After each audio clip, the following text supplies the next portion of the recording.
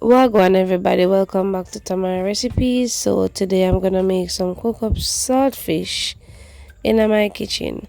Now this is quite simple and easy once you know how to do it. So stay tuned guys, follow this simple step and you'll be able to do so. Now I have my saltfish that I added into some water, so I'm gonna allow it to come up to a boil. I will be boiling my saltfish twice, so in each time I'm gonna remove the water, add some more water and put it to boil. After I boil twice, I remove it from that water, added it to some fresh water, and then I allow it to soak, and then I'm gonna scrape off the outer part and break it into small pieces. Now I'm gonna add some oil to the pot. Now I'm using vegetable oil. I can use the oil of your choice. To that guys, I'm going to add my first seasoning when the oil becomes heated. Now I'm adding some onion, some tomatoes, I'm adding scotch bonnet pepper and some scallion. Alright. Now I'm gonna saute them for a few minutes, maybe about 2 minutes, just to bring out all of that flavor. And then I'm gonna add my saltfish. Now I break my saltfish into the pieces that I choose.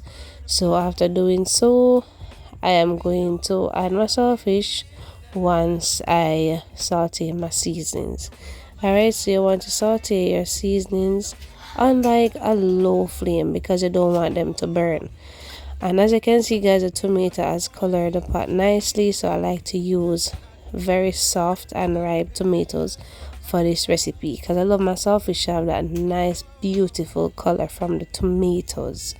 Alright, so this is my saltfish guys. I break it into some small pieces, but before I did so I removed the outer part and I removed the bones, and then I flaked the saltfish. Alright, now I'm not making a lot, but as I always say, double or triple the recipe. Now I'm adding some black pepper. Now the black pepper is completely optional since I used the scotch bonnet pepper, but for me guys, me love black pepper, so I definitely have to add some. Alright, so after adding my black pepper, I'm gonna toss the saltfish around in the pot with all that seasoning just to get some flavor. About 3 to 4 minutes, and then my saltfish is all done. Now this is quite easy to do, but you want to ensure that you soak your saltfish enough.